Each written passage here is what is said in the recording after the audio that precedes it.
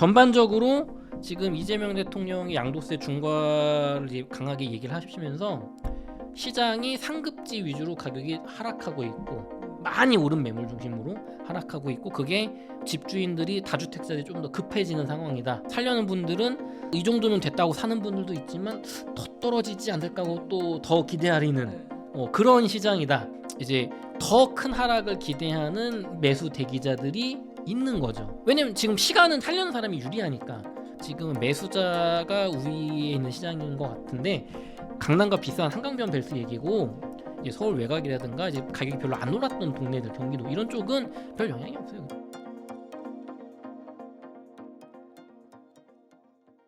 안녕하세요. 오늘 인터뷰 진행을 맡은 김예은입니다. 오늘은 남덕현 이사님과 함께 부동산 시장 이야기부터 비트코인 시장 이야기까지 함께 나눠보도록 하겠습니다. 이사님 안녕하세요. 안녕하세요.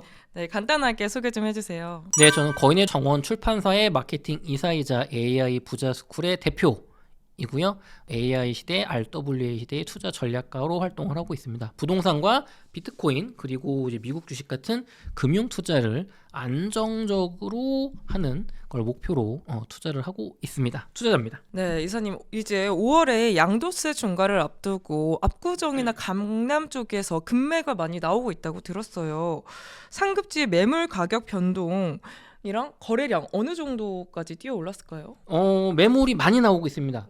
가격을 낮춘 매물이 많이 나오고 있고, 과거에는 이제 뭐 매물을 살 수가 없었죠. 계속 가격 올리고 했는데, 지금은 뭐 금액, 이제 아파트 금액 따라 다르겠지만 뭐 10% 정도까지도 가격이 떨고, 뭐 50억짜리면 5억 뭐 금매, 뭐 20억짜리면 2, 3억 금매, 이런 매물들이 꽤 나오고 있어요.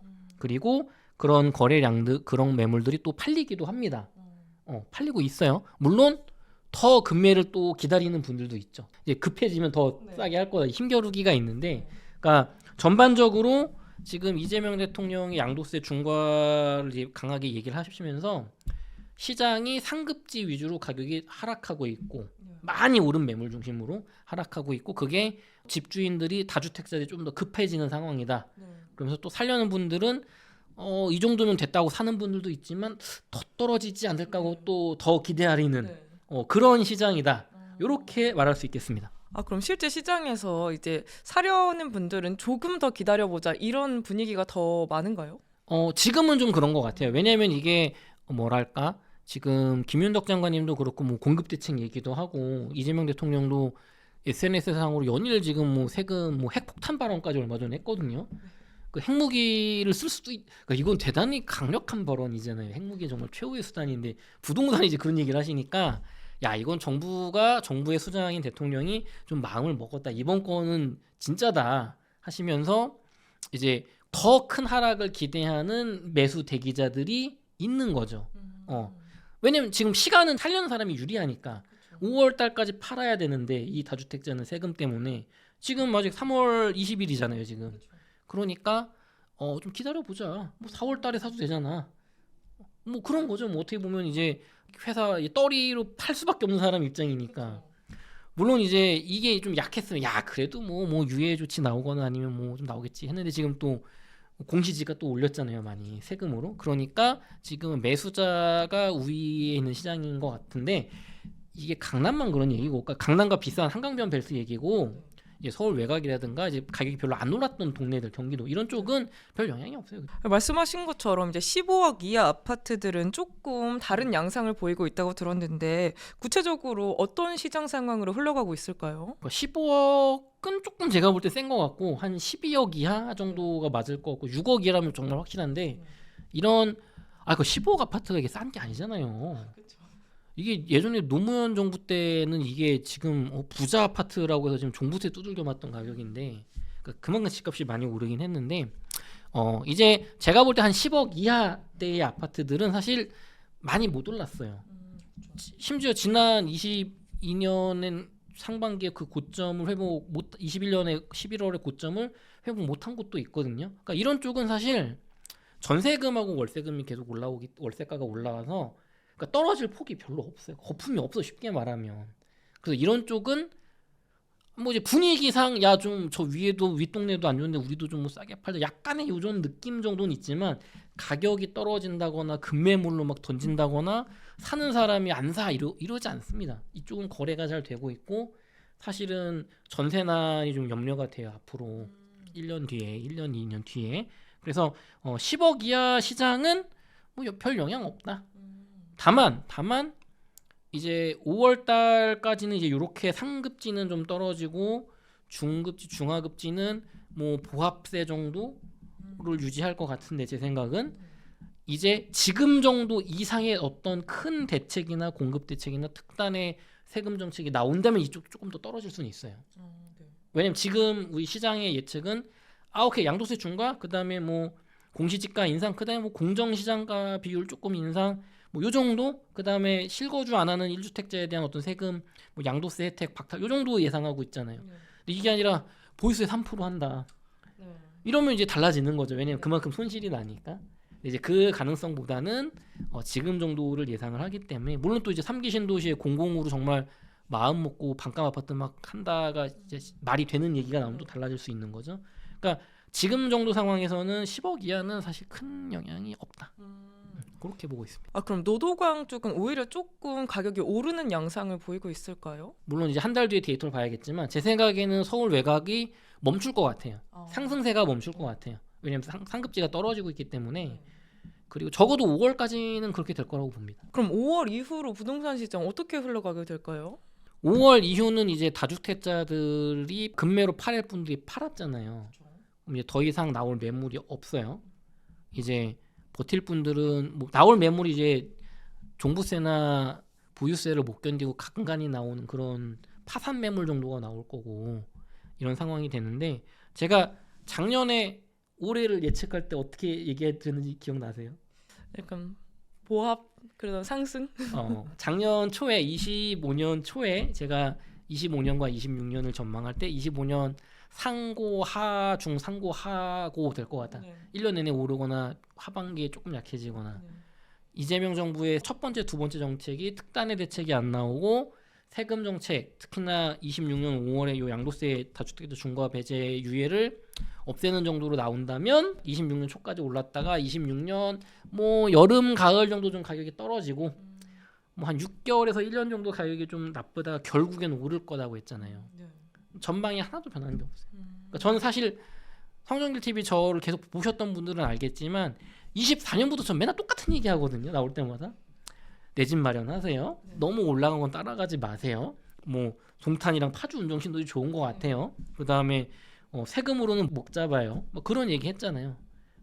그래서 5월 이후에 글쎄요. 그래도 뭐 그 뒤에도 또 이제 세금 엄포라든가 뭔가 더 후속 대책 한다고 하면 그래도 26년 하반기까지는 좀 누를 수 있지 않을까. 네, 26년 하반기까지 지금 정도라면 27년에도 집값을 떨어뜨리려면 3기 신도시 반값 아파트 서리풀공원 강남 쪽 밑에 있는 그린벨트 해제하고 33평 아파트를 8억 9억에 분양하는 그런 게 나와줘야 돼요. 그거 없이 그냥 세금 플러스 뭐 3기 신도시의 임대주택 뭐 싸게 짓기다 요 정도면은 제가 볼 때는 25년 하반기에서 26년 상반기 정도까지 집값을 조금 보합 내지 약보합 혹은 약간의 조정 만드는 게 다일 것 같아요. 강남 아파트도 지금처럼 몇 억씩 떨어지는 게 5월 지나면 이제 떨어질 요인이 없어요. 그런 사람은 다 팔았잖아. 그쵸? 그 뒤에는 이제 뭔가 그러니까 결국은 이런 얘기하면 또 이제 악플이 많이 달릴 텐데 왜 너는 맨날 오른다는 소리만 하냐 재수없게 그 뭐 어떻게 합니까? 제가 20년 동안 봐온 부동산이 그건데 그렇죠? 그래서 그렇습니다. 그럼 5월 9일 이후에 가격이 폭등할 가능성 그거는 저는 그 이상 그 유튜브에 왜 그렇게 말씀하시는지 모르겠는데 아니 5월 9일 지난 다음에 왜 폭등합니까 집값이? 매물 잠김으로 인해서? 아니 그거는 살 사람이 그러니까 이런 거죠. 그러니까 저도 결국엔 상승을 보는 그러니까 3년 동안 지금 똑같이 상승한다는 얘기를 하잖아요. 근데 부동산은 여러분 주식이 아니에요. 비트코인하고 달라요. 부동산은 되게 천천히 이렇게 가는 거거든요. 근데 무슨 5월 딱 8일까지 야 싸게라도 팔아야 돼 이러면서 막 했다가 5월 9일 딱 야 이제 더 이상 팔 이유가 없잖아. 가격을 올려야지. 아니 살 사람이 그걸 사주냐고요. 그렇죠. 아니 지금 야 30억 하던 게 25억에도 팔렸어. 이제 얘네들 다주택자가 더 의리야. 내가 더 좋아. 나는 20억에 후려쳐서 사야지. 이러고 있는데 28억으로 올리겠습니다 하면 이 사람이 사냐고요. 이 사람도 분위기를 볼 거 아니에요. 그러니까 5월 9일 이후에 보합으로 서로 매물이 거래가 안 되고 가겠죠. 가격 파는 가격 사는 가격이 안 맞으니까. 그렇게 가다가 대통령이나 정부에서 또 막 세금으로 잡는다면 조금 더 이제 팔려는 분이 급해질 거고, 그런 게 없다고 하면 또 살려는 분이 급해질 거고. 여기에다가 세계 경제를 봐야죠. 지금 이란 저기 사태가 자그마한 일이 아니. 지금 자동차 몇 부제 뭐 2부제 5부제 한다 그러잖아요. 여러분 지금 석유 때문에 이 에너지 위기 때문에 우리 자동차 몇 부제 한 게 언젠지 아십니까? 기억나세요?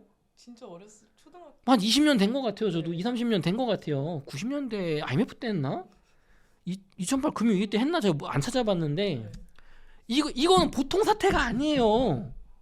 아니 그렇잖아. 지금 우리나라는 에너지 자원을 석유를 전량 해외에 의존하는데 80%를 중동 석유에 의존하는데 거기 지금 베트남은 석유 비축량이 떨어져가지고 일본에다가 SOS를 쳤어요. 나 기름 좀 줘라. 근데 일본이 주겠어요? 자기도 없는데. 안 되지. 그럼 이 사태가 길어지면 우리는 텍사스산 중진류 미국에서 비싼 값을 주고 그걸 석유를 사와야 되죠. 그러면은 우리나라 경제가 어떻게 되겠습니까? 다 안 좋아지는 건데. 그러면은 그런 우울한 전망 속에서 집값이 나홀로 빠르게 올라갈 수 있다? 어렵죠. 그러니까 이런 거는 뭐 갑자기 전쟁 위기도 잘 끝나고 석유 값도 안정되고 경제도 좋아지고 뭐 우리나라 지금 돈 풀기는 재정을 계속 넣고 있으니까 그런 게 되고 뭐 세금도 이제 뭐 이슈 끝나가지고 뭐 갑자기 시장 친화적 이런 게 맞았을 때 갑자기 폭등할 수 있는 거지. 5월 9일에 갑자기 폭등만 남았다. 그것도 이상한 얘기 같아요. 시간이 좀 걸리죠. 뭐 6개월 정도는 있어야지 최소한. 예. 그렇게 봅니다. 그 이란 미국 전쟁으로 이제 정부가 대규모 추경을 예고를 했잖아요. 이게 또 부동산 시장에 또 영향을 줄 수 있을까요? 뭐 결국에는 이제 원론적인 얘기죠. 이재명 정부를 비롯해서 노무현 대통령 때, 문재인 대통령 때 민주당 정부는 이제 큰 정부를 지향을 한단 말이에요. 그러니까 재정을 많이 쓴단 말이죠. 그러면은 뭐 여러분 다 아시겠지만 결국에는 이렇게 풀려나간 돈은 어디론가는 가게 돼 있어요. 월급의 인상, 물가의 상승, 자산 가격의 상승. 그 중에서 우리나라는 지금 다행히도 주식으로도 돈이 많이 가고 있죠. 이게 과거같이 주가가 2,500이었으면서 이 정도 돈을 풀었으면 다 부동산으로 갔을 텐데 이제 그런 점은 장점이죠. 대규모 추경을 예고하고 있고 지금 올해 예산도 글쎄요 제가 한 10년 동안 정부 예산 이렇게 늘어난 걸 봤는데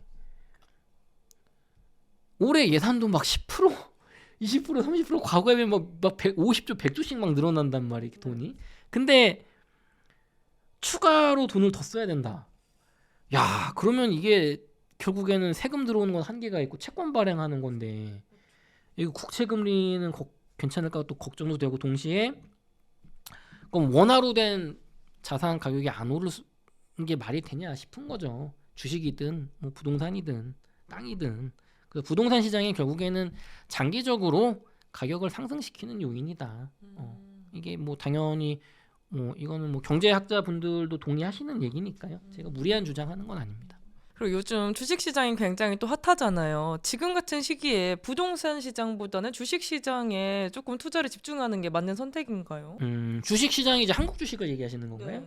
그거는 저는 반대입니다. 저는 이제 자산 배분 DCA 적립식 투자니까 남덕현식 하이브리드 적립식 투자인데 저는 기본 방침이 아파트 내 집도 사고 내 집 먼저 사고 적은 금액으로 한 4억에서 6억대 아파트를 지금 경기도에 먼저 사고 대출 받아서 사고 다달이 뭐 한국 주식은 뭐 한 5% 이내, 그 다음에 미국 주식으로 뭐 한 25%, 그 다음에 그 S&P 500 뭐 25%, QQQQ 25%, 뭐 금 한 15%, 뭐 미국 달러 단기 채권 15%, 중국 주식은 한 5%, 뭐 이런 식으로 자산 배분이란 말이에요. 자산 배분. 그 다음에 그거를 매달 가격에 상관없이 쭉 사모은다.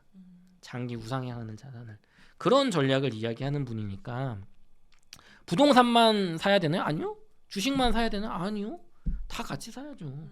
근데 한국 주식을 물어봤잖아요. 네. 대한민국은 주식보다는 부동산이 과거 역사가 증명하는 패턴이란 말이죠. 자산 상승에 대해서. 이번은 다르다. 맞아요. 이번은 다르잖아요. 지금. 그렇죠. 근데 많이 올랐잖아요. 제가 어저께 강원국 작가님 인터뷰했는데 강원국 작가님은 내년까지 코스피 1만 시대를 보시더라고요. 저는 가능성이 있다고 봅니다. 특히나 삼성전자, 하이닉스, 현대자동차 좋으니까. 근데 투자를 내가 알고 해야 돼요. 주식 투자를. 제가 2부 때 오늘 앵커님하고 질문지를 제가 바꿔서 그냥 제가 하고 싶은 얘기 할 건데 주식 얘기할 건데 부동산보다 주식 투자가 답이 아니고 내가 부동산보다 주식을 훨씬 잘 알고 그 종목에 대한 분석력이 되고 알 때는 정답이죠. 근데 대부분 모르거든요. 그러면 부동산도 모르고 주식을 모르는 분이면 부동산 사야 돼요. 그러니까 둘 중 저처럼 DCA로 적립식 투자하는 게 아니라면은 종목 개별 종목 살 거냐 개별 아파트 살 거냐잖아요. 그렇죠. 그럼 내 집 아파트 사야 돼요. 무조건 이거는. 답이 정해져 있어요. 왜냐하면 둘 다 모르고 사면 얘가 봅니다. 왜냐하면 여러분이 아파트는 주식보다 훨씬 잘 알아요. 훨씬 잘 알아요. 부영건설이 지었어. 삼성보다는 좀 구리겠구나. 이거 창문이 이렇게 돌리는 게 아니고 잡고 당기는 거야. 이거 고장 잘 나던데. 여기 결로가 있네. 여기 금이 갔네. 3년밖에 안 됐는데 여기 곰팡이가 생겼어. 여기 하자보수는 되구나. 야 이거 지하 주차장이 몇 대야? 세대당 1.1대야? 주차난이 있던데 이런 경우에는. 야 여기 왜 언덕이 있어? 엘리베이터랑 바로 연결이 돼 안 돼. 여기 주변에 지하철역이 몇 미터 거리에 있어. 여기서 광화문까지 지하철 타고 출퇴근 시간이 몇 분이야? 물어보면 여러분 알죠. 삼성전자 지금 HBM 반도체 뭐 개발하고 있다. HBM이 뭔지 아세요? 본 적 있어요? 없죠. 몇 나노 이거 보여요? 현미경으로 봐도 안 보이는데? 공장 가서 본 적 있어요? 그럼 해외에서 뭐 테슬라가 뭐 수주했다. 그 LG 엔솔은 얼마 전에 막 취소했잖아. 그거 2차 전지 수주한 거. 그러니까 변수가 훨씬 많고 어렵다고요. 그러니까 어차피 모르는 거라면 우리는 수십 년 동안 전세 월세 엄마 아빠 집에 살던 경험으로 어떤 집이 좋은지 알아요. 최소한 강남역 근처에 가까이 갈 수 있는 집값이 오르더라 하면은 맞아 이 정도 답은 나오잖아요. 삼성전자가 여태까지 올라왔으니까 앞으로도 우상향할 겁니다 하면은 그럴 것 같은데요 하지만 살 수 있나요? LG 생활건강 여부는 여기 하나 보세요. LG 생활건강 2008년부터 2021년까지 우상향 했다가 지금 120만 원 하던 게 20만 원. NC소프트 우상향 이렇게 쭉 올라가서 100만 원 갔다가 15만 원 갔다가 지금 22만 원.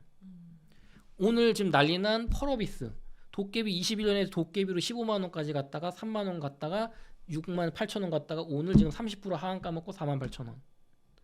주식이 훨씬 어려워. 부동산 서울 부동산 중에 이렇게 가는 거 보신 적 있어요? 10억 갔다가 2억 5천 되는 거 보신 적 있어요?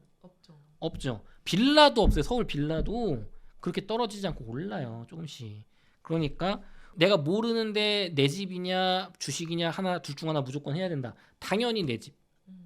너무 무리하지 않게. 주식은 모르면 저처럼 DCA 적립식 투자. 이게 절대 수익률이 낮지 않습니다. 수익률이 웬만한 개별주 투자보다 훨씬 나요. 요렇게 가는 게 정답입니다. 네, 그리고 또 최근에 비거주 1주택자도 규제한다는 이야기가 돌고 있잖아요. 이게 실제로 규제를 하게 될 경우 시장엔 또 어떤 충격을 주게 될까요? 시장에 글쎄요. 뭐 엄청난 충격은 아니라고 보는 게 그냥 여태까지 강화되었던 세금 패턴이고 물론 이제 이게 보유세 면에서 이거를 준다고 하면 이건 충격이 있어요. 실제로 거주하지 않는 아파트를 가진 분들은 다달이 내는 재산세나 종부세, 보유세를 높인다. 이거는 매물로 나올 수도 있고 뭐랄까 좀 가치평가의 근본적 훼손이 오는데 제 생각엔 그렇게는 표 때문에 못하고 양도세 쪽을 건드릴 것 같거든요. 장기 보유 특별공제에서 이제 빼버리는 거죠. 한 절반 정도를 양도세 면에서. 그러면은 제가 볼 때는 큰 타격이 없을 겁니다. 생각보다는. 이거는 생각보다. 왜냐하면은 팔았을 때 세금이 줄어드는 건데 이재명 정부 기간에 집값이 올라서 그걸 상쇄하거나 아니면 다음 정부 때 팔지 뭐 이런 사람들이 있거든요. 물론 이제 이 영상 보시는 분들이 이제 또 감정적으로 열받아가지고 팍 하실 텐데 여러분들이 생각하시는 대중분들이 생각하시는 정의라든가 어떤 공정이라는 가치는 굉장히 왜곡되어 있는 거예요. 근본적으로 우리가 사는 제가 생각하는 세상은 기득권과 자본과 권력가들이 만든 구조 속에서 우리는 허상을 보고 사는 겁니다. 예를 들면 실제로 거주하지 않는 주택, 비거주 1주택을 가진 사람은 정의롭지 못하고 내 집에 사는 사람이 정의롭다는 그 프레임은 내 집에 안 살 건데 너가 그 집을 왜 갖고 있어서 집값을 올리냐 이 얘기잖아요. 그러니까 필요 없는 거는 가지면 안 된다. 그럼 제 질문을 바꿔볼게요. 여러분, 국회의원 여러분, 잘 나가시는 우리 기득권 분들, 어디 위원장 하시는 분들, 정부 여당, 야당 관계자 분들, 서울에 건물 좀 파세요. 비거주 건물 거기서 사업 안 하잖아요. 여러분 60년대 70년대 강남 개발할 때 정보 듣고서 샀잖아요. 땅 투기 세종시에 했잖아요. 전라도 경상도에 엄청나게 해먹었잖아요. 그거 왜 안 팝니까? 그 땅에 지금 농사 지어요? 농사 안 지면 팔아야지. 이 건물 내가 거기에서 사업하세요? 사업 안 하잖아. 월세 주고 있잖아요. 그럼 팔아야지. 실제로 내가 사업을 안 하는데 그 건물 왜 사고 계십니까? 랑 실제로 여러분이 거주를 안 하는데 그 아파트 왜 들고 계십니까? 다릅니까? 달라요? 똑같죠. 똑같은 거예요. 너가 실제로 거기서 살거나 실제로 사업을 하지 않는데 왜 갖고 있냐? 너는 잘못됐다라는 논리는 똑같은 겁니다. 그리고 동시에 가보죠. 그런 얘기를 하면은 이 사람들은 강남을 옛날에 운 좋게 사가지고 뭐 세금 낼 능력도 내 자기가 갖고 있어서 문제다 막 이런 얘기 하잖아요. 재수가 좋았다. 후세대한테 기회를 줘야 된다. 여러분 저기 삼성전자 이재용 회장님 좀 나한테 좀 파십시오. 삼성전자. 아니 이건희 회장님 한 게 뭐 있어. 그냥 우리나라 6, 70년대에 미친 듯이 발전할 때 운 좋게 재벌돼가지고 국가에서 물려주는 돈 받고 사업해서 조금 머리 좋았다고 된 거지. 이런 얘기하면 말이 됩니까 그게? 근데 그분이 얼마나 많은 노력을 가지고 키운 거예요. 그쵸? 그러니까 그런 프레임이라는 거는 그래가지고 여러분 저기 형법 우리나라 법 같은 거 공무원 시험 보시는 분들 있죠. 이 법학 이 뭐 9급 7급 뭐 행정직 뭐 법원직 뭐 이런 거 있잖아요. 네. 거기서 공무원 강사님들이 무슨 얘기 하시냐면 공무원 시험을 볼 때 이거를 판례를 논리적으로 분석해서 외우면 여러분이 시험에 떨어집니다. 그래요. 그러니까 이런 거죠. 판례적으로 논리가 뭐 A 이거는 이렇게 하면 안 되는데 얘가 이렇게 해가지고 잘못해서 너가 물어줘야 이런 판례를 보고 그럼 다른 경우도 얘가 똑같은 경우니까 얘를 물어줘야겠네 이런 결론을 내는 식으로 가면 100% 떨어져요. 왜냐면 판례가 말이 안 되거든. 네. 어떨 때는 맞다 그러고 어떨 때는 틀렸다 그러거든요. 그래서 암기하라 그래요. 무슨 얘기냐면 논리성이 없다는 얘기예요. 지금 제가 말한 대로 비거주 1주택은 정의롭지 않은데 비거주 직접 사업하지 않는 건물 투자자는 정의로워. 왜? 이건 사업에 도움이 되니까 라고 하던 시대가 있는 거고 반대로 지방의 비거주 1주택자는 너무 정의로워서 세금 혜택을 주고 세금 제발 좀 미분양하는 걸 사주게 해줘야 돼. 왜? 이 사람들은 지방이잖아. 논리로 따지면은 틀리죠. 아니 왜 서울은 안 돼?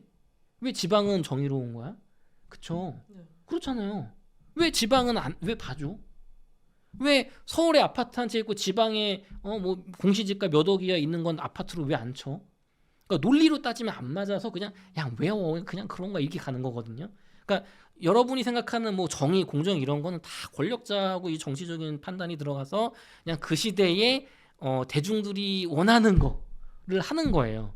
근데 우리는 지금 투자자잖아요. 투자자. 돈 벌려는 거죠. 돈 벌려는 사람들은 이게 어느 선까지 갈 수 있느냐를 잘 보고 투자를 해야 돼요. 비거주 1주택자를 너무 심하게 세금을 많이 때리거나 괴롭히게 되면 표가 떨어집니다. 그래서 그 선을 지켜가서 괴롭히는 정도로 끝나게 돼 있어요. 근데 만약에 이재명 대통령이나 지금 정부 여당이 봤을 때 비거주 1주택자를 정말 세금으로 묵사발을 내서 팔 수밖에 없고 집값을 폭락시킬 만큼 세금을 때리는 게 표에 도움이 된다라고 하면 할 수도 있죠. 가능성이 있잖아요. 근데 그렇게 되면 부동산은 필수제이기 때문에 당연히 필연적으로 공급 부족이 심하게 오겠죠. 아니 지금 있는 것도 비거주하는 것도 다 팔고 실거주만 하는데 누가 사요 집을. 근데 이 기득권들은 왜 그게 되냐. 자기들은 강남에 있으니까. 강남에 빌딩 그 아파트 같은 거는 되게 저렴한 상품이잖아요. 이분들한테 건물 몇백억 몇천억짜리가 있는데 땅도 있는데 그러니까 여기 이거 팔아도 되는 거예요 사실 이분들은. 그래서 어쨌든 돌아가면은 그럼 지금 지방 아파트 미분양 나는 거 똑같이 서울이 미분양 나고 아파트 안 짓고 낡아간단 말이에요. 그거 그럼 결국에는 정부 재정으로 아파트 짓겠죠. 그럼 민간 아파트도 품질이 떨어지니까 지금 서울에 있는 새 아파트들 가격은 올라가기 시작합니다. 왜냐면 나머지가 다 슬럼화 되고 있거든. 여러분 대림동 가서 살고 싶습니까? 제가 이 얘기하면 욕먹겠지만 대림동 가서 살고 싶으세요? 살고 싶으세요? 진심으로 투자자라면 그거에 대답할 수 있어야죠. 제가 공중파 나가가지고 이 얘기하면 욕을 뒤지게 먹겠지만 투자자라면 이 정도까지 얘기할 수 있어야죠. 답장할 수 있어야죠. 건국대학교 저 건대역 뒤에 중국 음식 양꼬치 골목 좋죠. 근데 그 뒤에서 살고 싶으세요? 그 골목에서 실거주로? 근데 그거 재개발 재건축 안 하면 다 그렇게 되는데 어떻게 할 겁니까? 지금 여러분 지방에 단 한 군데라도 이 정의 타령하시는 분들 외국인 노동자들이 점령한 그런 지역들 가서 살아보셨어요? 한국인들이 거기 살고 싶을까요? 근데 건물까지 낡았는데 거기 살고 싶을까요? 이렇게 생각을 해서 그래서 지난 정부처럼 과거의 정부들처럼 괴롭히는 정도 수준의 세금이 나오지 않을까로 투자를 할 수도 있고 저는 그렇지만 그거보다 더 강경하게 세금 정책이 나와서 표를 미래의 어떤 부동산 한국의 미래의 경제보다는 당장의 이 표를 생각하는 정책이 나올 수도 있다. 그러니까 많이 올라간 거 추경 매수하지 말고 전세가랑 붙어 있는 거 제가 맨날 강조하는 4억에서 한 7억대 아파트 지금 싸다 경기도에 그런 거 사라고 하는 결론을 저는 내리는 거죠. 그것도 대비를 하는 투자자니까 저는. 그리고 금과 미국 주식, 중국 주식, 비트코인 분할 매수해라. 현금도 15% 가져가라. 라는 이야기를 좀 드리는 겁니다. 그럼 마지막으로 2026년 남은 부동산 시장 이벤트나 눈여겨보면 좋을 이슈 같은 게 있을까요? 김윤덕 장관님의 공급 대책입니다. 공급 대책. 네. 어차피 세금 대책은 지금 제가 얘기 드린 것처럼 가장 가능성이 높은 거는 이제 괴롭히지만 폭락시킬 수는 없는 수준으로 세금이 올라갈 거라고 보고요. 공정시장 가액도 또 올라간다고 뭐 하겠죠. 근데 이제 중요한 거는 집값을 보합이나 약보합 정도 약조정이 아니라 20% 30% 이상 폭락시키려면 그리고 내년까지도 계속 하락된 가격을 유지시키려면 3기 신도시 분양 정책 공급 정책이 되게 센 게 나와줘야 돼요. 그게 정말로 LH, SH가 숫자상으로만 말도 안 되는 얘기하는 게 진짜로 예산을 편성을 한다. 그러니까 이게 중요해요. 여기에 뭘 짓겠습니다가 아니고 예산을 편성을 한다. 그러려면 어디선가 예산을 갖고 와야 되잖아요. 추경을 해서 거기다 예산을 넣어야죠. SH, LH에. 왜냐면 민간 분양으로는 그 분양가가 안 나올 테니까 저렴한 분양가가. 그래서 3기 신도시의 33평 아파트를 분양가 7억에 SH, LH가 몇 년도까지 공급하겠습니다. 라는 계획이 첫 번째로 나오고 두 번째로 그러기 위해서 예산 몇 조 원을 이렇게 편성하겠습니다. 그러니까 나오면 이건 흔들 거예요. 근데 예산이 없고 발표만 한다? 그러면은 뭐 저기 작년 12월 달 부동산 대책 시즌 3지 뭐. 예. 1기 신도시만 한 거를 매년 공급한다는데 왜 또 공급 대책 왜 내요 또? 그 뻥이었으니까 내는 거지. 그런 거잖아요. 그러니까 결국에는 돈입니다, 돈. 예. 그럼 그 돈을 마련하려면 어디서 마련하겠어요? 세금을 부동산 이거 올리는 걸로 그게 되겠습니까? 그러면 이제 요 정도 하겠습니다. 네. 네, 또 이사님 채널에서 굉장히 핫한 영상을 제가 봤는데 그 요즘에 펄어비스가 굉장히 많은 투자자분들 사이에서 인기 있는 종목 중 하나로 알고 있거든요. 근데 그게 68,000원이 됐다가 30% 하락한 걸 이사님이 맞추셨다고. 맞췄다기보다는 제가 3일 전에 영상을 올릴 때 이제 네. 이거 지금 팔았으면 좋겠다. 모르고 네. 사신 분들 위험하다. 이제 그런 영상을 올렸었죠. 어떻게 그런 걸 예상할 수 있으셨나요? 그거는 제가 저 주식 전문가는 아니니까 주식 단타 차트 전문가가 아니잖아요. 저는 장기 적립식 투자라는 사람이니까. 근데 저 같은 문외한이 보더라도 너무 차트가 위험해 보이는 거예요. 그게 제가 제 채널 지금 뭐 영상 남덕현의 청년인생 공략술은 유튜브 가셔서 보시면 3일 전에 40분짜리 영상을 올렸는데 제가 오늘은 주식 이야기, 제가 생각하는 주식 투자, 제 과거의 초보 투자일자일 때의 실패를 좀 반추 삼아서 제가 좀 경험한 돈 버는 주식 투자 어떻게 되는지 제가 한번 제 생각을 말씀드려 볼게요. 펄어비스 주식은요 게임주잖아요, 앵커님. 저는 여러분 게임 회사 출신입니다. 저는 부동산 투자와 금융 투자를 하기 전에 2021년 정도까지 게임 회사에 꽤 오래 다녔어요. 대기업도 다녔고 창업도 했었고 이 중소기업도 다녔었고요.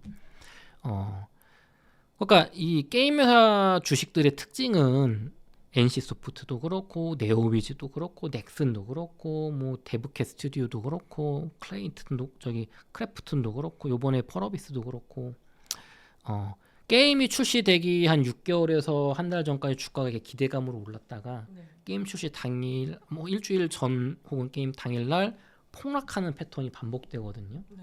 왜냐하면은 기대치로 올라갔는데 실제로 결과물이 이익이 그렇게 훌륭하지 않은 거예요. 이익이 많이 날 것 같지 않은 거예요.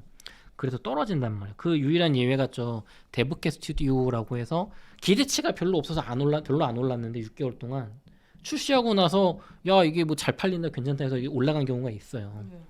또 이제 NC소프트의 아이온 2라고 저 엄청 떨어졌다가 와 우리가 엄청 잘 고쳐볼게 해서 이제 NC 믿고 올라간 경우는 그런 특수 경우고 대부분은 떨어지는 패턴을 보인단 말이에요. 마치 비트코인으로 치면 비트코인 하락장이 왔는데 알트코인 떨어지는 건 당연하잖아요. 더 떨어지는 게. 그런 패턴이 막 반복되어 왔다고 하면은 야 이건 거의 조심해야지가 맞잖아요. 근데 요번에 펄어비스 같은 경우는 기가 막히게 광고를 잘했던 것 같아요. 분위기를 조성을. 그래서 이 게임이 이제 패키지 게임이라서 그러니까 온라인 게임이 일단 아니기 때문에 수익이 한 번 들어오고 끝이란 말이에요. 그러니까 그 게임이 온라인 게임은 다달이 결제를 하니까 수익이 계속 많이 늘어날 수 있는데 GTA 6 같은 세계적인 게임도 그 수익이 그렇게 높지를 못해요. 패키지 게임 한 번 팔고 끝이니까. 근데 이건 그런 형태의 게임이었단 말이죠. 펄어비스에서 만드는. 제가 그런 영상 올렸던 이유가 지금 가져온 워렌 버핏 전설의 투자자라는 이 책에 나온 워렌 버핏이 주식을 살 때 보는 4가지 기본적인 요소를 제가 영상에서 이렇게 들면서 반박을 했어요. 펄어비스는 그런 회사가 아닌 것 같다. 워렌 버핏은요, 여러분 1번 제일 중요한 거 내가 잘 알고 이해하는 분야의 주식을 산다고 합니다. 그럼 제가 펄어비스 주주분한테 그때 물어봤던 게 이거죠. 여러분 펄어비스 게임 해보셨습니까? 펄어비스에서 나온 검은 사막이라는 게임 해보셨어요? 검은 사막의 운영 요소가 어떻게 사람들이 인식이는지 한번 알아보셨어요? 그쪽에 게임성과 조작성, 그래픽, 그 다음에 어떤 스토리의 깊이 이런 거 아세요? 그 다음에 검은 사막이 그때 펄어비스가 이 뭐 고티급으로 비교하는 뭐 젤다의 전설의 요소를 가지고 있다. 레드데드 리뎀션에 뭐 그게 있다. 그 다음에 뭐 또 뭐 있어요? 저기 뭐 있지? 뭐 검은 신화 50 정도는 뭐 우습다 등등등. 보다 뭐 위쳐 3 이런 트리플 A 게임 대작들 그런 좋은 장점을 섞어가지고 막 그걸 뛰어넘을 수 있다 막 그런 분위기가 조성됐는데 그런 게임을 해보셨어요? 위쳐 3 해보셨어요? 엔딩 보셨어요? 파이어 앤 와인이라고 DLC까지 해보셨어요? 위쳐 본편하고 파이어 앤 와인 분위기가 이게 확 달라지는 거 보셨어요? 그럼에도 그 성공한 위쳐 3가 전투 시스템은 거지 같다고 욕을 쌍욕 먹은 거 아세요? 모르잖아요. 검은 신화 50 중국에서 성공한 그 게임이 메타크리틱 점수 82점 나왔는데 야 우리도 뭐 80점 정도 한 82에서 85점은 나오지 하면서 막 90점 넘을 수 있지 않을까 이런 얘기를 하고 있었다고요. 커뮤니티에서. 제가 볼 때는 바이럴 돌린 광고 아마 주주분들이었던 것 같아요. 말도 안 되는 얘기를 하고 있는 거예요.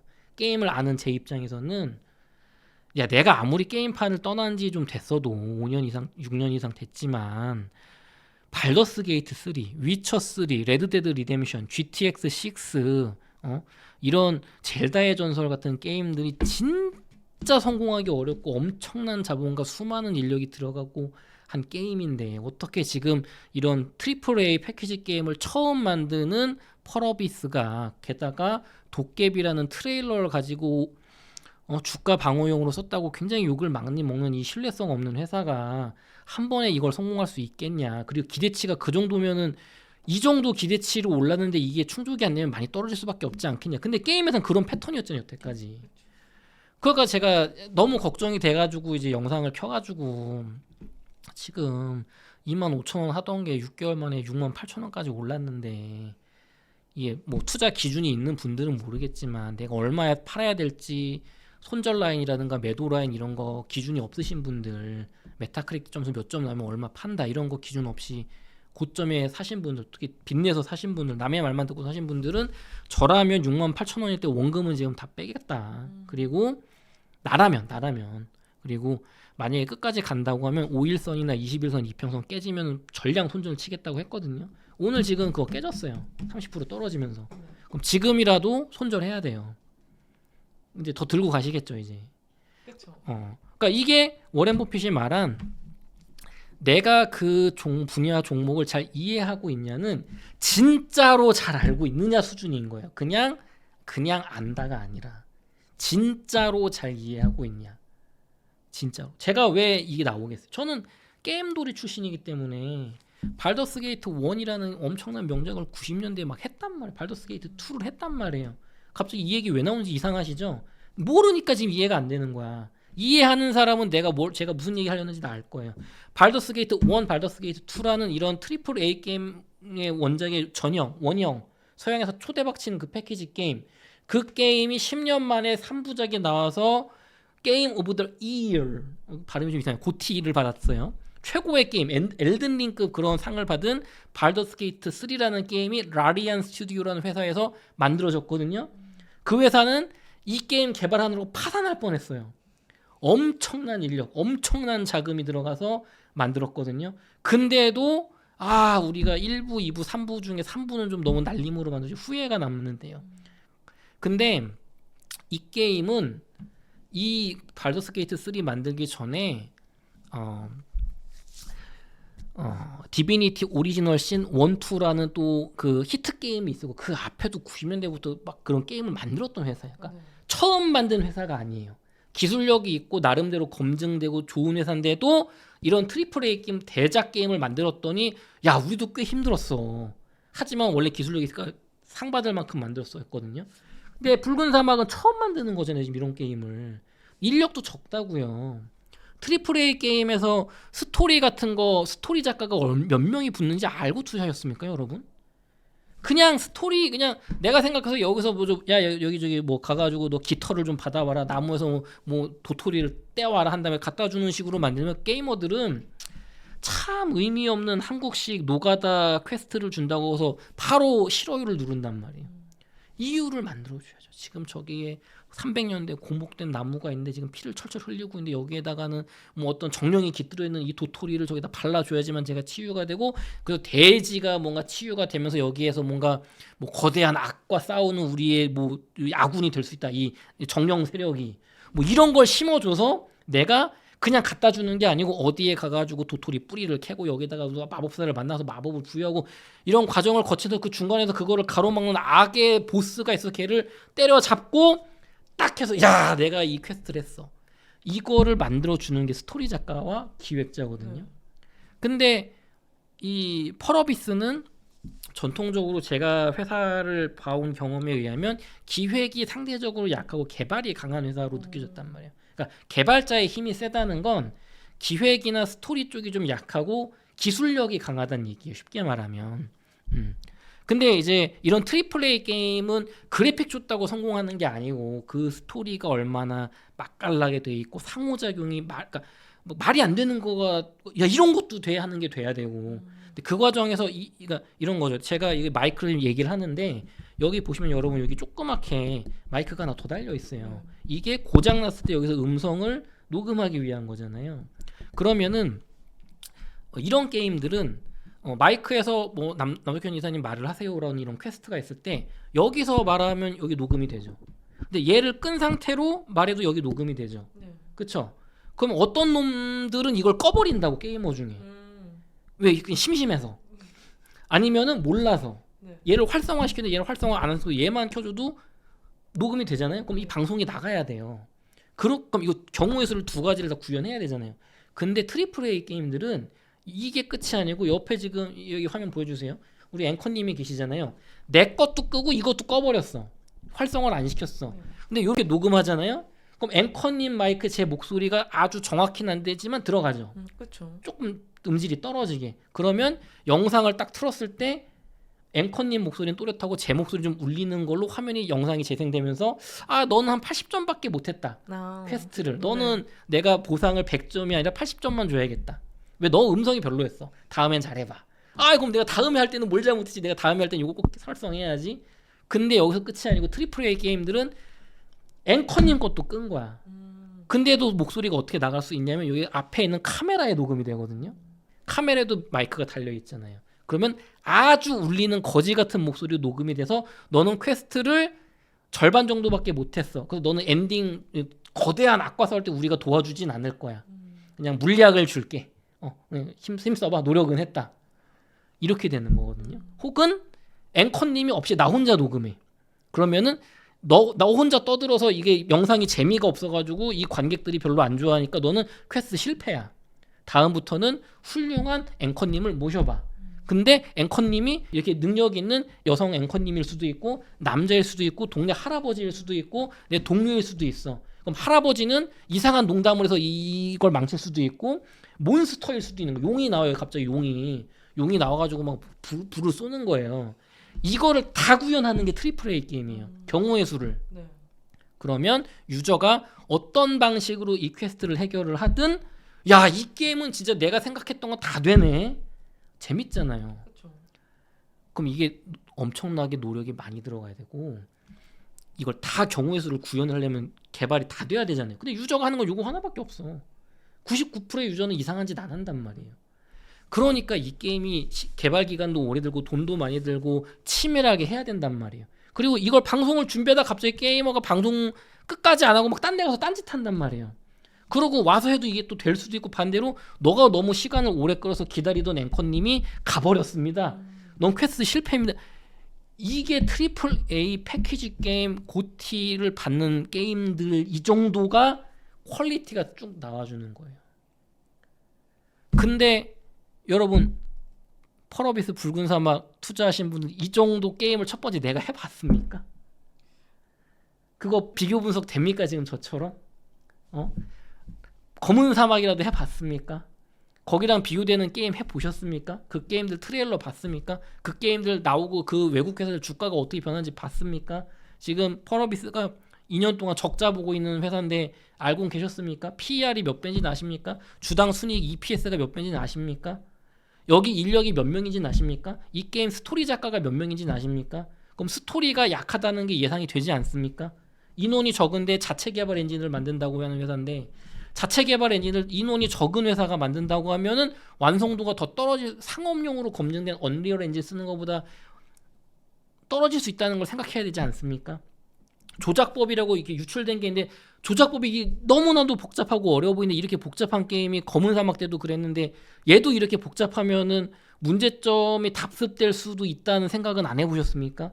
이런 걸 종합적으로 따지면 야 내가 투자해가지고 25,000원 3만원에 타서 지금 68,000원인데 일단은 최소 절반을 팔거나 원금 빼고 이거 출시 당일날 점수 뜨는 거 보고 다시 진입을 결정해도 이 확률이 훨씬 좋았죠. 그 다음에 남의 말만 듣고 탄 사람이라면 그냥 나 모르고 탔는데 그냥 아무것도 모르는데 이거라도 원금 지키라고 한 제 얘기가 맞았죠. 그러니까 워렌 버핏이 말하는 투자는 이 정도를 알지 못하면 개별 투자를 하지 말라는 거예요. 그래서 제가 ETF 지수 위주로 분할해서 DCA를 하는 게 이유예요. 나는 이 정도를 제가 하는데도 안 하잖아요. 개별주를. 이거 가지고도 안 되니까.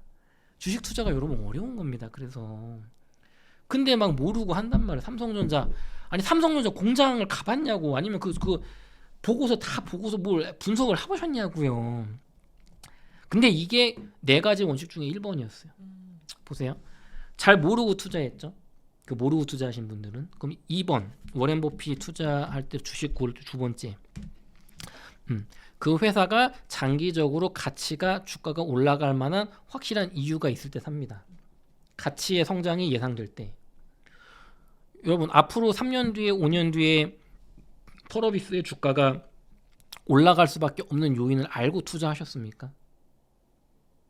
그 설명이 돼야 돼요. 남이사님 왜 2022년에 제 책 앞으로 3년 부동산에 미쳐라에 나와 있잖아요. 왜 서울역 앞에 그 아파트 5억 6천 주고 샀습니까? 지금 15억 하는 아파트 써놨잖아요. GTX-A가 착공을 들어간다. 이거 삼성역까지 뚫리면 위력이 세고 그 앞에 삼성의 코엑스 같은 거 서울 북부 역세권 사업에 삽을 떴다. 그 다음에 저기 위에 삼성 물산 저기 리모델링 한다. 이 좋은 일자리가 늘어난다. 그 다음에 옆에 저기 부가현 2구역 3구역 새 아파트 들어오면 영향이 있다. 막 이런 거 써놨단 말이에요. 스케줄대로 지금 잘 돼서 잘 되고 있어요. 앞으로 좋아질 수밖에 없는 요인이 딱 있어. 그리고 그런 게 됐을 때 과거에 어떻게 집값이 올랐는지 검증이 됐어. 남한테 설명할 수 있어. 그걸 들은 제 와이프가 진짜 그렇게 되겠네 합시다. 설득할 수 있어. 그럼 그게 있냐고요. 지금 펄어비스에 2028년에 도깨비가 나옵니다. 도깨비 2019년에 발표고 21년에 트레일러 나왔는데 2026년까지 안 나왔잖아요. 지금 개발도 제대로 안 됐잖아요. 지금부터 개발을 한대잖아요. 그럼 믿을 수 있습니까? 검은 사막 2021년에 발표하고 지금 두 번이나 발매 연기를 4분기 되면 이런 거야. 검은 사막 언제 나옵니까? 왜 약속한 대로 안 나옵니까? 지금 개발하고 있고 내년 상반기에 분명히 나옵니다. 오케이. 지났어. 6개월 지났어. 이거 왜 안 나옵니까? 올해 4분기에 나옵니다. 오케이. 4분기에 왜 안 나옵니까? 내년 1분기에 나옵니다. 오케이. 그걸 반복했던 회사라고요. 도깨비는 개발도 안 하고 거기에 NFT, 그 다음에 블록체인 경제, 그 다음에 NFT 블록체인 경제, 그 다음에 클레이튼이라는 어떤 회사하고 저기 USDC 막 이런 코인 같은 거 막 묻었었단 말이에요. 메타버스 핫했던 단어들 다 붙어가지고 그때 펄어피스 주가가 15만 원까지 갔었단 말이죠. 그 다음에 2만 5천 원까지 떨어지고 실현이 안 됐죠, 현실이. 그럼 여기는 본인들이 주가 보호를 위해서 되게 주주 보호를 위해서 신경을 쓰는 회사라면 설익은 거 발표는 안 되는데 발표를 하는 회사잖아요. 그러니까 믿을 수가 없기 때문에 미래의 전망 어떤 호재를 내가 확신을 못 하는데 어떻게 올라갈 거라고 확신합니까? 두 번째도 틀린 거예요. 그럼 세 번째, 경영진이 유능하고 정직한가? 이거는 제가 더 이상 말을 하지 않겠지만 저는 아니라고 판단을 했고, 과거 예를 봤을 때. 네 번째, 오렌 버핏의 철학 네 번째, 매우 매력적인 가격일 때. 그러니까 내가 이쪽 분야를 정확하게 알고 있고 진짜로 알고 있는 분야이고 회사의 장기적인 가치, 앞으로 2년 3년 뒤에 주가가 올라갈 요인들이 명확한 게 있는 상태에서 경영진이 유능하고 정직한 사람들인 가운데 주가가 근데 비싸 안 사. 주가까지 매력적인 가격일 때 사는 거예요, 오렌 버핏이. 근데 펄어비스는 주가도 2만 5천 원 하던 게 6만 8천 원까지 제 영상 올린 3일 전에 올라왔잖아요. 단기간에 주가가 2.5배가 올랐잖아요. 매력적인 가격입니까 그게? 그 다음에 그거를 기업가치 어떤 재무제표 같은 거 봤을 때 싸다고는 할 수 없었단 말이에요. 아무리 좋게 보시더라도. 그러니까 4개가 다 틀렸잖아요. 워렌 버핏의 기준에서. 여기에 추가적으로 워렌 버핏은 경영자가 기업의 주인인 주주를 어떻게 대하는가를 굉장히 중요시 봐요. 주주를 대하는 게 형편없으면은 경영자가 형편없을 가능성이 높다고 보는 분이란 말이에요. 책에 나와 있단 말이죠. 펄어비스는 양치기 소년 짓을 많이 했어요. 객관적으로. 그렇기 때문에 그런 모든 면을 종합했을 때 주가는 단기간에 많이 올랐어. 게임을 그래도 좀 아는 입장에서 이 게임이 그 정도 게임이 아니라는 걸 나는 예상이 돼. 근데 사람들은 지금 여기에 유튜버도 그렇고 무슨 뭐 증권 방송도 그렇고 특히나 트위터 같은 데서 막 주식이나 코인 잘 맞췄다는 사람들이 막 미친 듯이 뽐뿌질하면서 막 사라고 자기 물량 떠넘기게 내 눈에 보여. 그러니까 나도 참 저런 거에 당해가지고 바보같이 투자했던 시절이 있었지. 저도 투자로 벌기도 하고 이러도 뭐 경험이 있단 말이에요. 그러니까 걱정이 돼서 영상을 하나 찍었고 걱정이 돼서 어차피 안 팔 거 아니까 그럼 꼭 보시더라도 안 팔 거 아니까 그래도 5일선이나 20일선 깨지면 파셔라. 오늘 깨졌어요. 그럼 손절하세요. 그러면 2천만 원 넣고 내가 30% 박살났다. 그래도 1,500은 건지실 거 아닙니까? 그걸로 다시 일어나시면 됩니다. 네. 그래서 그렇게 해서 제가 그 영상 찍게 됐어요.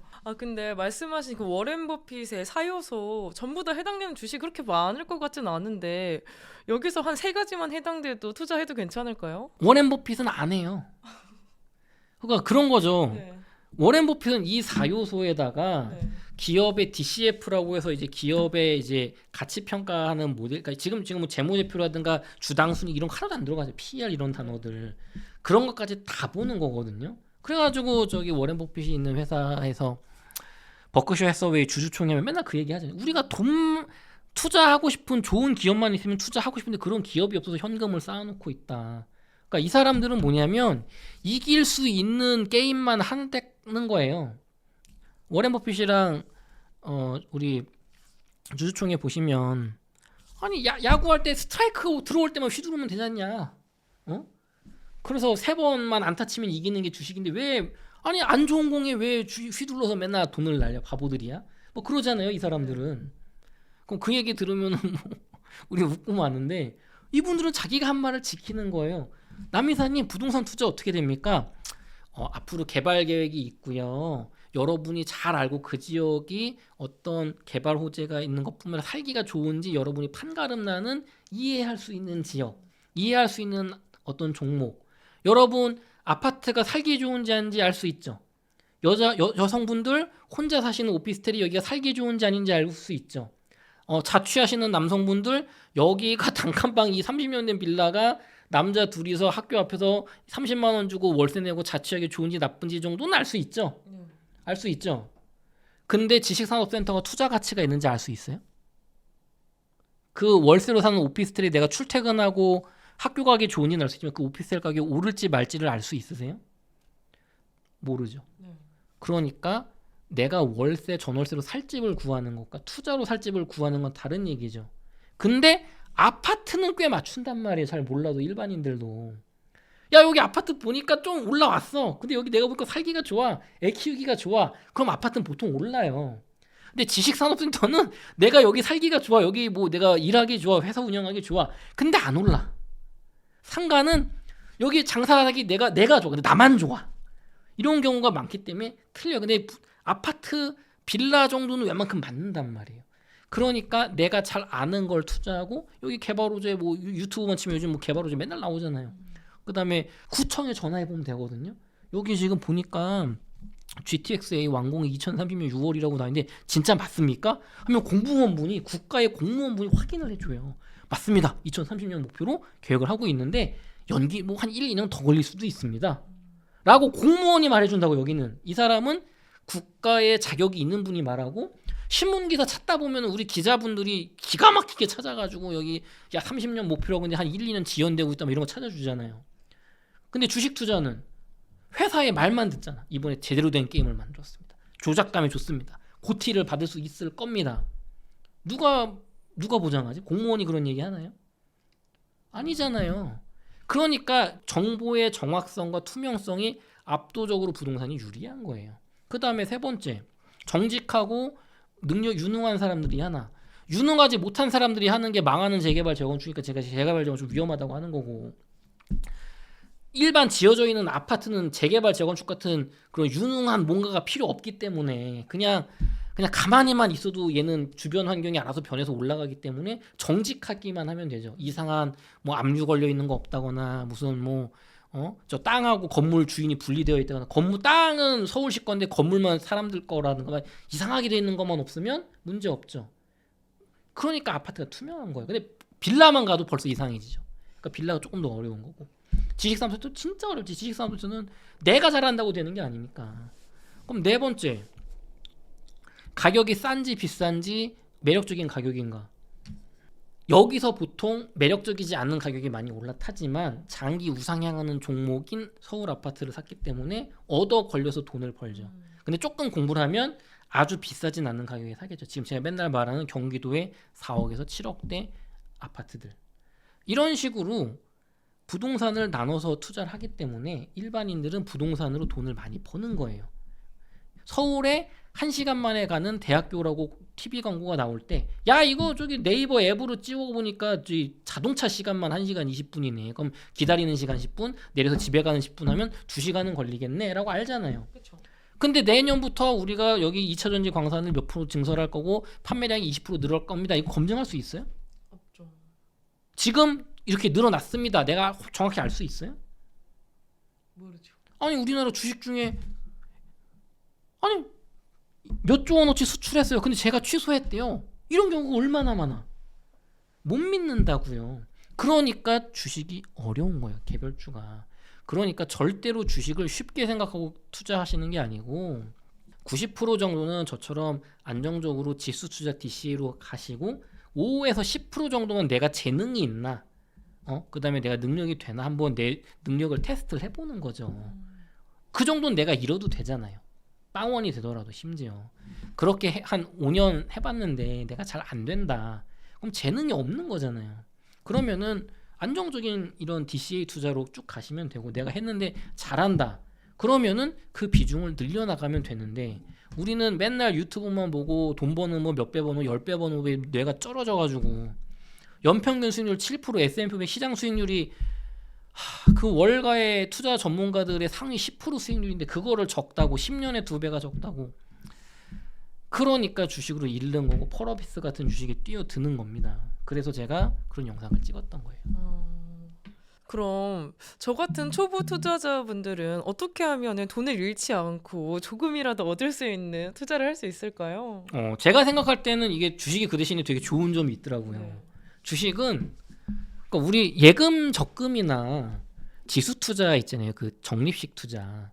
그거를 하면은 우상향하는 종목만 처음에 공부했으면 그 다음부터는 그냥 매달 몇십만 원씩 사기만 하면 되거든요. 예를 들면은 적금 같은 거 넣으면 3%, 3.5%는 보장이 되죠. 물가 상승률의 최소치. 그다음에 미국 S&P 500을 넣었으면 환율까지 계산했을 때 10년 동안 연평균 12%가 올랐거든요. 근데 미국 주식도 한 15년 동안 주가가 못 오른 경험이 있어요. 또 전략적 자산 배분해서 그 제도권에서 말하는 금이나 은 같은 안전자산, 그다음에 미국 주식 지수 S&P 500이나 QQQQ, SCHD 같은 그런 검증된 ETF 지수, 그다음에 뭐 한국 주식도 조금 뭐 한 5% 정도 반도체 위주로 아마 가는 게 좋겠죠, 우리나라는. 그런 거. 그다음에 미국 달러 단기 채권 15%, 단기 채권 SGOV라고 6개월에서 3개월짜리 초단기 채인데, 이거는 주가 금리 변화에 상관없이 주가가 거의 변동이 없거든요. 근데 얘는 이자를 4% 정도 줘요. 그러니까 물가 상승률 방어한단 말이에요.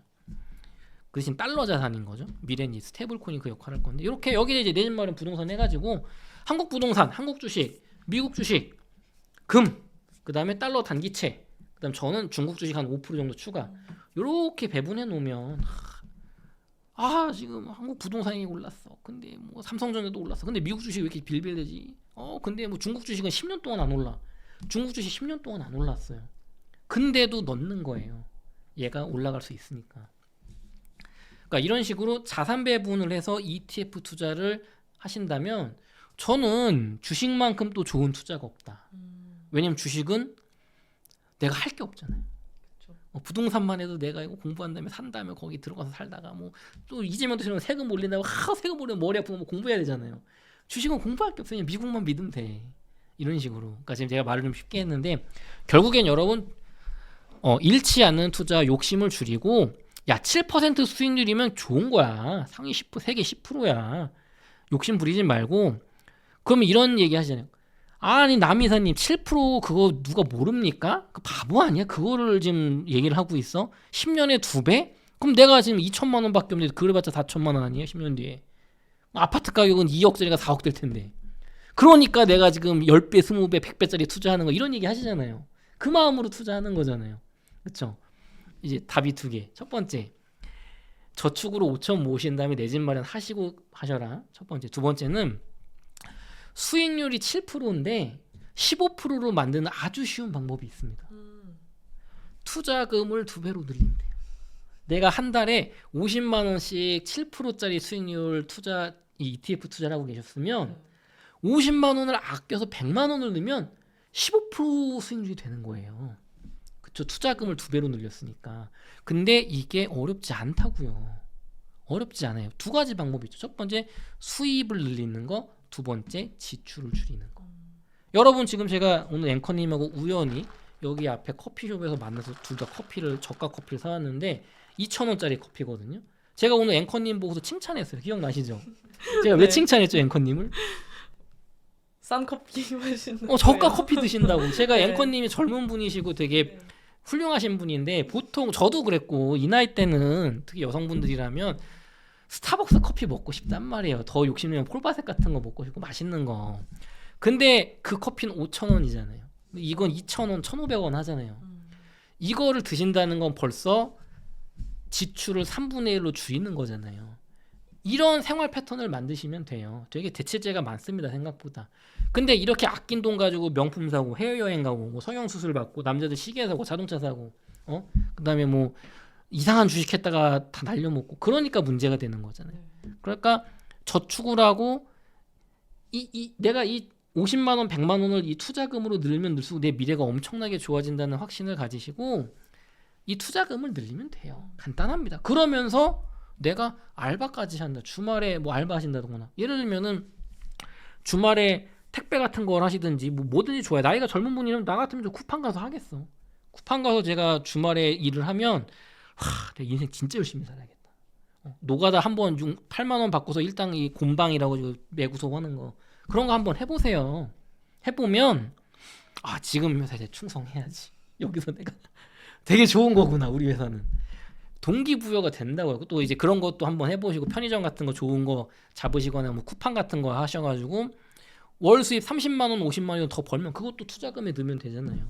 어렵지 않습니다. 어렵지 않아요. 내가 쓸 거 다 쓰고 하려고 하니까 어려워. 그래서 결론은 개별주 투자 모르면 하지 말자. 부동산 투자 모르면 내가 살 집 아파트 하나나 해라.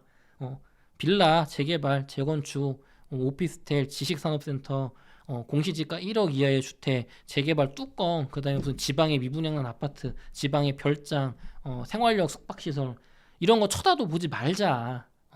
나홀로 아파트 모르면 하지 마세요. 모르면 하지 마세요. 이렇게 이야기 드리겠습니다. 네, 요즘 또 이제 비트코인 시장도 이야기 빼놓을 수 없을 것 같은데 지금 비트코인 시장 어떤 흐름으로 가고 있을까요? 비트코인은 이란과 미국, 이스라엘의 전쟁이 터진 이후로 좀 상승을 해서 지금 가격이 지난달에 제가 앵커님이랑 찍을 때 한 9천만 원 정도였던 것 같은데 지금 1억 500만 원까지 가격이 올라왔습니다. 야금야금 올라서 또 상승이 시작됐다. 이번엔 다르다. 뭐 이번에는 또 이제 저기 뭐 미국에서는 이제 토큰화된 증권, 그게 이제 또 주식 쪽에서 거래가 된다, 뭐 나스닥에서 거래가 된다, 또 이런 호재도 있고 해가지고 암호화폐 시장에 조금 활기가 돌고는 있는데 사실은 저는 뭐 근본적으로 많이 바뀌었다고 아직은 보진 않고 어차피 저는 저희 DC에 적립식 투자를 하는 사람이기 때문에 그냥 모아 나가고 있고 뭐 알트코인도 뭐 딱히 좋은 거 없고 지금 뭐 이더리움 조금 기대되는 정도 크게 바뀌진 않은 것 같아요. 다만 대중들의 시선이 혹은 언론의 시선이 조금 바뀌었다.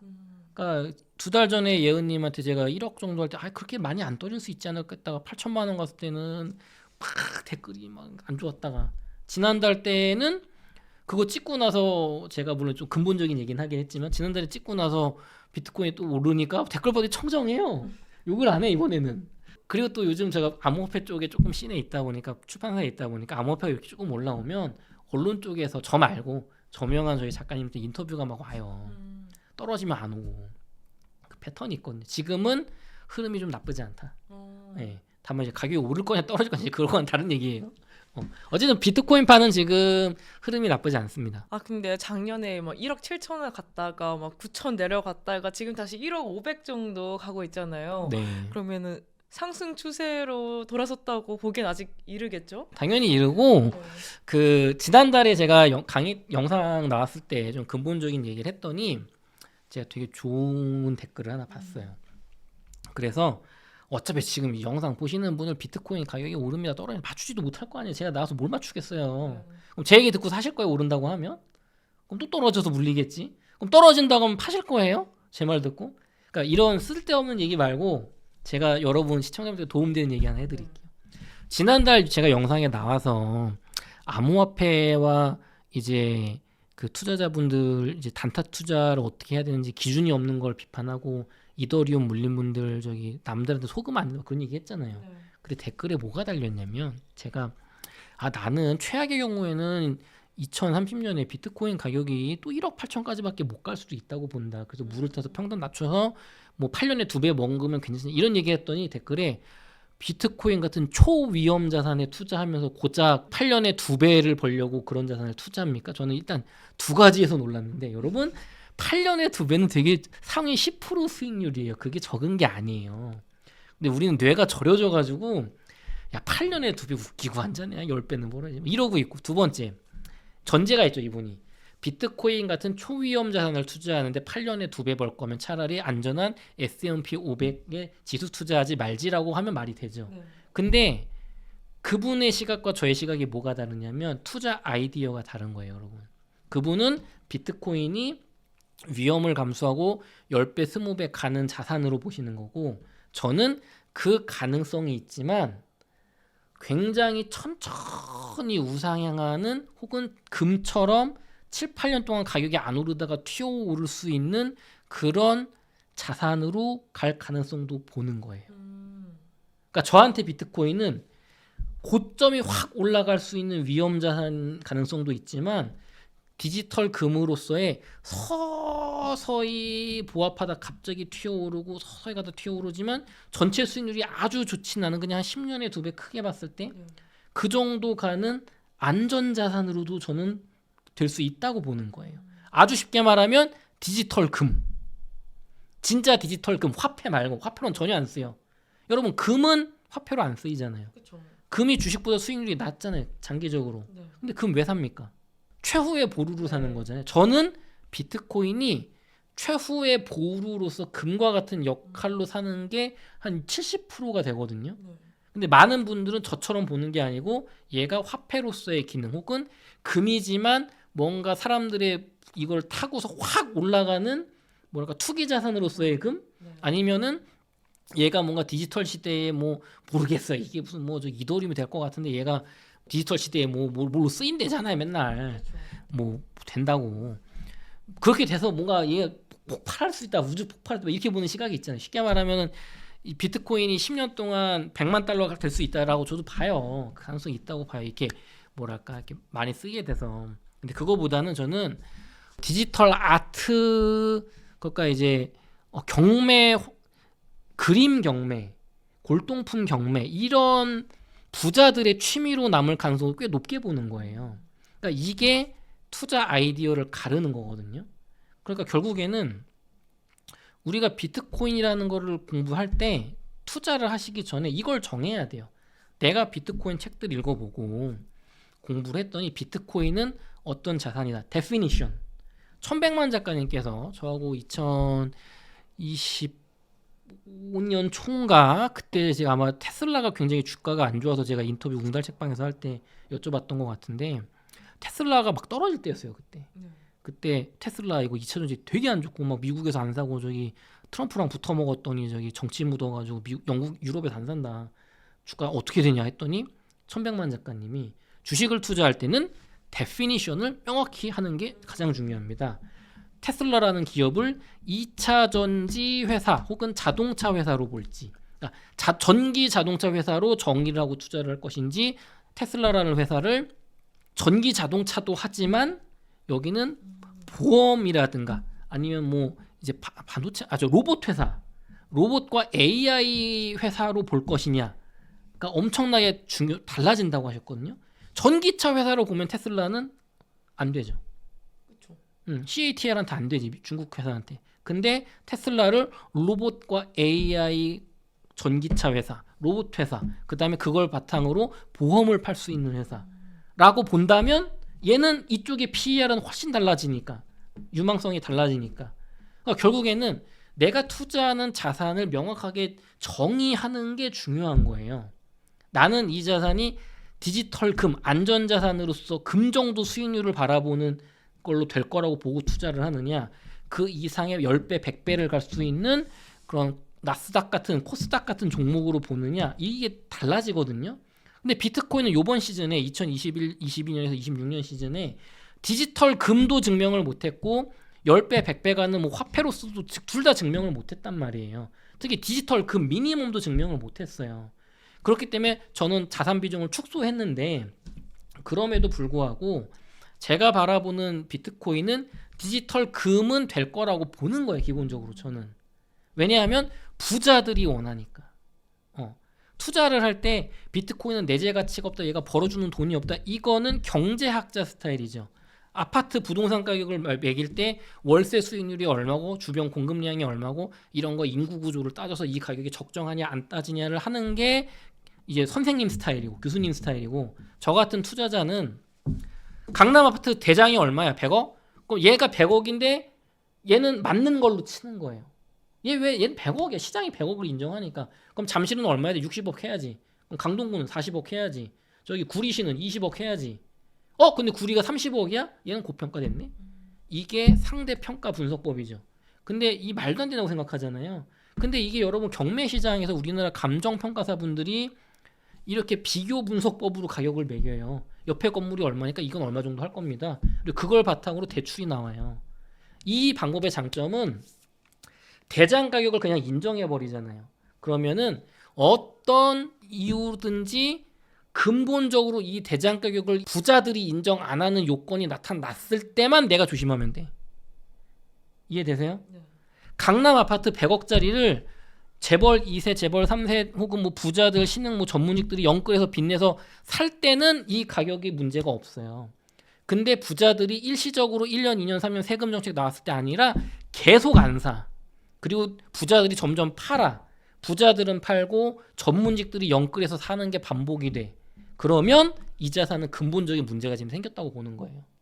그때 분석을 해서 그게 그 근본적인 변화가 되돌려지지 않을 것 같으면 그때는 이 자산이 거품이 꼈다고 보기 시작하는 겁니다. 왜냐하면 대장을 부자가 안 사기 시작하니까. 강남 아파트를 정부 정치인들이 다 팔기 시작한다면 엄청난 위험 신호죠. 근데 세금을 올린다. 뭐 아니면은 뭐 다주택자를 때려잡는다. 근데 내 건 안 팔아. 대통령은 파셔. 근데 정치인들 옆에 애들은 안 팔아. 근본적으로 바뀐 거예요? 안 바뀌었죠. 그 사람들이 파는데 유튜브 보고서 의사 전문직들이 영끌해서 지금이 기회다 하고 달려들어서 손바뀜이 다 바뀌고 있어. 그땐 위기 신호인 거예요. 근데 그게 없잖아요. 이게 분석법의 다른 거거든요. 그렇기 때문에 저는 비트코인을 어떻게 바라보냐면 여러분 생각해 보세요. 여러분 요즘 현대미술이 보시면 제가 이 페인트 갖고서 캔버스 팍 뿌리면 200원. 근데 유명한 애가 와가지고 점 하나 딱 찍으면 20억. 우리 제 딸이 이게 막 발자국 찍으면 1,000원. 유명한 작가가 이렇게 해가지고 뭐 무제, 아니 뭐 공간, 뭐 어둠, 광명 이런 딱 제목하면 150억에 낙찰됩니다. 이유가 뭐죠? 그들이 부여한 예술성이 있어요. 제가 그걸 다 부정하는 건 아닙니다. 미술계에서 부여한 예술성이 있단 말이에요. 그럼 이거를 치환하면 부자들이 인정하는 얘가 가격을 가져야 되는 기준을 통과하면 가격을 갖는 거죠. 그게 그 작가가 유명하냐 안 하냐 그다음 나름의 예술성이 합쳐지면 되죠. 그럼 비트코인을 부자들이 1억 5천, 2억 5천만 원, 3억에 산다는 거는 그들이 이거의 쓸모를 나름대로 인정하고 지금 사고 있다는 얘기잖아요. 뭐 이란에서 튀려고 사든지 뭐 마약하는 데 사든지 뭐 세금 탈세하려고 사든지 사고 있잖아요. 부자들이. 블랙락 같은 세계적인 기업이 1에서 4%를 담으라고 권고를 하잖아요. 그러면 얘가 진짜로 가치가 있냐 없냐를 저 같은 사람은 안 따지는 거예요. 얘는 그냥 있는 거야 가치가. 왜? 부자가 사모으니까. 근데 부자들이 다 팔고 고래들도 다 팔고 미국 대통령도 다 팔고 비트코인을 다 팔고 유튜브 영상 보고 비트코인 좋다고 영상을 본 사람들 저 같은 사람들만 사모으고 있어. 그게 1년, 2년이 아니고 3년, 4년, 5년 계속 되고 있고 가격은 계속 떨어지고 있어. 그러면서 부자들은 비트코인에서 다 이더리움으로 넘어갔어. 그때는 비트코인의 근본적인 가치의 문제를 제가 제기를 하겠죠. 지금 그런 현상이 없기 때문에 이런 식으로 투자하는 게 다른 거예요. 그러니까 여러분이 어떤 접근법을 택하느냐, 그 다음에 이 자산을 저처럼 디지털 금으로 바라보느냐, 얘는 화폐가 될 것이냐. 그러니까 화폐가 된다는 거는 이게 무궁무진한 뭔가 곱하기가 되면서 얘를 가지고 예를 들면은 이자도 주고, 그러니까 얘를 이자도 주는, 그러니까 디지털 금은 이자를 안 주잖아요. 근데 비트코인을 가지고 기술이랑 합쳐가지고 얘를 예치하면은 이자 7% 8% 준다. 이건 이제 은행 예금 적금을 뛰어넘는 이자율이랑 경쟁하잖아요. 얘는 상품이잖아요. 그럼 얘가 그렇게 될 수 있을 거다. 뭐에 의해서? 그럼 얘는 데피니션이 뭐냐면 이자를 주는 안전 자산. 얘는 담보물인 거죠. 담보물. 그렇죠. 그리고 오태민 뭐 어떤 작가님들 하시는 것처럼 은행들 간의 단기 담보물로 쓰인다. 하여튼 뭐 요건이 뭔가 얘가 쓸모가 생기는 거잖아요. 그걸로 보면 얘는 가치가 더 올라갈 수 있는 거. 막 $10,000,000 갈 수 있는 거야. 근데 저는 그건 모르겠어. 내가 볼 땐 모르겠어. 나는 그냥 디지털 금이야. 그리고 대중화가 안 돼도 돼. 나는 천천히 비트코인이 2015년 뭐 20년까지 2012년부터 이 초기 단계 2008년부터 2015년 17년까지 그 초기 단계 아름아름 부자들이나 이 디지털 그릭 이 프릭들이 쓰던 그 흐름으로 천천히 대중화 되더라도 괜찮아. 천천히 오를 거야. 왜? 얘는 발행량이 2,100만 개로 정해져 있으니까. 발행량이 정해져 있기 때문에 이건 가능한 거거든요. 그러니까 미술품 같은 거예요. 부자들만의 시장으로 남아도 돼. 많이 올라. 비트코인은 이미 그들한테 인정을 받았어. 그들이 이거를 다 팔아치우기 전까지는 아무 문제 없는 거예요. 제 입장에서. 가격이 왜 많이 떨어집니까? 대중화 될 줄 알았는데 대중화가 안 됐으니까. 그럼 이때 저는 DC를 사 모으는 거거든요. 그러니까 이런 식으로 우리가 비트코인을 투자하실 때 그래서 제가 여러분 저희 거인의 정원 출판사에 나온 더 그레이트 비트코인 오태민 작가님, 홍익희 작가님의 모든 돈의 미래 비트코인, 오태민 작가님의 비트코인과 달러의 지정학, 트럼프 시대의 비트코인 지정학 이런 책들을 제가 권하는 게 또 사이페디나모스의 경제학 수업, 사이페디나모스의 달러는 왜 비트코인을 싫어하는가, 비트코인 백서 이런 좋은 책들이 많이 있잖아요. 그 다음에 뭐 여러 가지 책들이 있겠죠. 그런 책들을 읽어봐서 내가 내공이 쌓이고 지식이 있어야 얘를 정의를 할 거 아니야. 얘는 디지털 금이야. 디지털 금도 안 되니까 투자할 가치가 없어. 얘는 단지 그냥 뭐랄까 투기 상품이라서 투기 때 잠깐 올라서는 단타 상품이야. 이런 걸 정의를 해야 될 거 아니에요. 돌아가면 지금 테슬라 많이 올랐죠 다시. 지금 테슬라 전기차 기업이라고 대중들이 판단하고 있습니까? 아니죠. 근데 그때는 왜 전기차 기업 망한다 그랬어요? 그러니까 천백만 작가님 같은 분은 돈을 버는 거예요. 그러니까 우리도 공부와 지식으로 정의를 제대로 해야 된다. 그럼 제가 아까 다시 원질문. 아니 비트코인 같은 초위험 상품에 투자하면서 8년 2배 수익률을 보는 건 너무 별로인 거 아니에요? 아니 얘는 주식보다 안전하다고 본다니까요 저는. 디지털 금이잖아 금. 얘는 금처럼 될 거야. 7년 8년 심지어 안 오를 수도 있어. 떨어질 수도 있어. 하지만 전통 시스템 금융 시스템의 문제 생기면 올라갈 거야.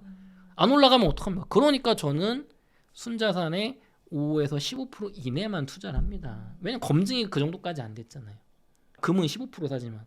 그러니까 이런 식으로 가는 게 저 같은 정식 투자고. 야 그거 뭐 이렇게 찌질하게 5% 15%서 언제 부자 되냐. 비트코인 한 번에 100%씩 넣어야지. 대신 이건 한 방에 망할 수 있죠. 그렇죠? 그리고 양자 컴퓨터도 공부를 해야죠. 양자 컴퓨터 해킹 당할 수 있. 머리 아파. 그러면 자산 분할. 예. 그러니까 이렇게 투자를 해야 되는 겁니다. 결국엔 저도 부동산 투자도 하고 금융 투자도 하지만 저도 잃어봤고 돈 따보기도 하고 해봤는데 또 인터뷰를 여러 채널에서 제가 하면서 그래도 나름대로 저는 단순한 사회자가 아니라 제가 투자자잖아요 기본적으로. 그러니까 조금 더 깊은 얘기가 나가고 사석에서 얘기도 하고 이분들이 1년 2년 뒤에 돈을 버셨는지 잃었는지 획기적인 전략에 성공했는지 실패했는지 한때는 먹혔는데 그 다음부터 안 먹힌다는 이런 걸 보잖아요 결과를. 그렇기 때문에 제가 그냥 쉽게 아무렇게나 말씀드리는 게 아니고 꾸준히 성공하시고 부자가 되시는 분들의 공통점을 모아서 제가 지금 시청자분들한테 나름대로 말씀드리는 거예요. 제가 제 경험을 넣어서. 근데 이거를 지금처럼 이렇게 설명하기가 어렵죠. 왜냐면 지금 비트코인 가격이 오를 거야 떨어질 거야 물어볼 때는 그렇죠? 그러니까 오늘 지금 작정하고 제가 앵커님한테 양해를 구하고 나 이런 얘기를 하고 싶다라고 지금 2부 주식 얘기 지금 3부 이 얘기를 하고 있잖아요. 그러니까 결국에는 이게 여러분한테 도움이 되는 얘기라는 거예요. 지금 오늘 비트코인 가격 좋고요. 지금 뭐 ETF에서 뭐 자금이 얼마 들어오고 있고 뭐 분위기 좋습니다. 샀어 떨어졌어. 욕이나 하겠지. 그 자세로는 안 된다는 거예요. 네. 내가 공부해야 돼요. 그 대신에 이 방식은 한 번 공부하면 끝납니다. 왜냐면 제가 적정 가치를 맞추는 게 아니잖아요. 그쵸. 야 얘는 디지털 금이야. 오케이 끝났어. 얘는 될 거야. 그럼 부자들이 사 팔아. 지금 근본적인 뭔가 변화가 생겨. 양자컴에 해킹당하면 근본적인 위기잖아요. 그런 것만 업데이트하면은 그냥 난 맨날 사는 거야. 이렇게 되면 아주 간단한 겁니다.